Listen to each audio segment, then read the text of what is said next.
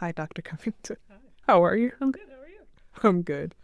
This is Dr. Covington, my professor from last year who helped me craft my main character, Minnie St. May, who was instrumental in the crafting of the aesthetics for Golden the Grave. She is a renowned and well-known fashionista. Every time that we go on the interwebs and we're looking for experts, we find few people who look like us. And when we do see people that look like us, it is important to shout them out for what they matter. So, the story came after the aesthetics with Golden the Grave.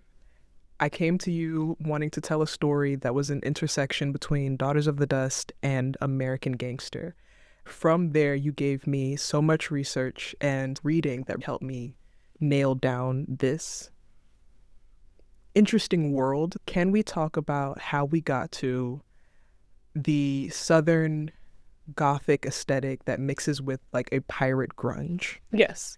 Well, I really love that we started off with the costumes before we got the story, because I think it allowed us to really imagine the character instead of having the story and then having to dress the character for the story. This particular aesthetic of Southern Gothic Meets pirate. really came out of your description of the character. She embodied this aspect of Black fugitivity, in that we wanted her to really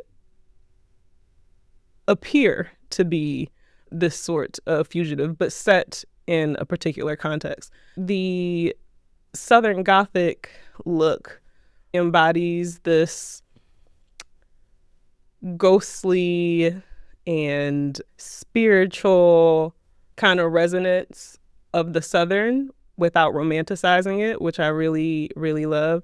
And then the pirate aesthetic is really embodying the character in a way that she's taking without permission, right? Like theft by survival. It's like this fugitivity in her look that makes it well-rounded for the character.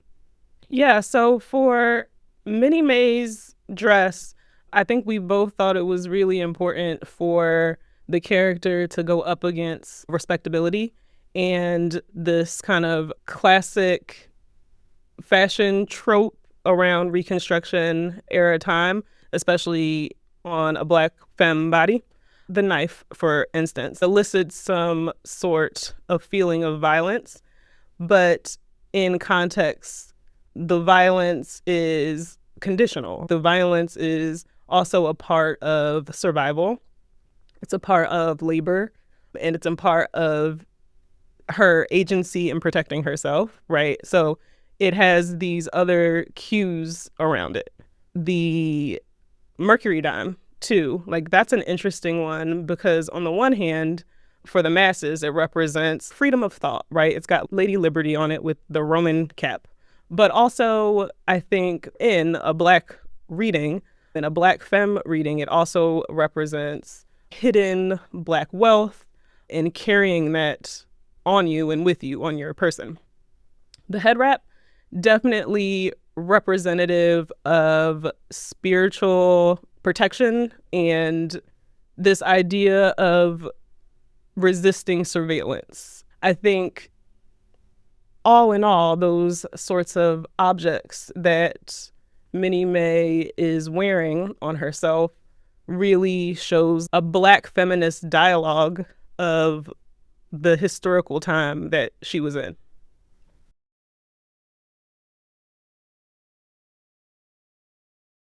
This piece is in conversation with other pieces like Daughters of the Dust, American Gangster, several other films that come from that time period of enslavement, transitioning to Jim Crow. Can you speak on how her costume and her affect is different from other characters that we've seen, specifically from Daughters of the Dust, of course, and Gone with the Wind, and, you know, the ways in which the characters of that time, even Harriet, are in the larger public eye, and this character who, while independently made, is still a part of that conversation? Well, first, I think what we see generally on the body and costumes, especially for stories set in the South, even if they are stories about enslavement or Jim Crow, we see the costumes very romanticized. Like we get a very clean and respectable and expected dress of the body. And I think for this particular character, Minnie Mae, it kind of goes up against that. Now, she is in conversation because there are lots of elements of her costume that nod to those particular visuals, but she's also telling sort of a counter story to those visuals and giving us more context and analysis of it. What I particularly like is that many of her costume items are not read by the masses, right? They're very culturally coded. And so you have to have a certain perspective to even understand them. Thank you so much, Dr. Covington. Remember, costumes and period pieces cost money, so we could always use your help. Follow us on Seed&Spark and on Instagram.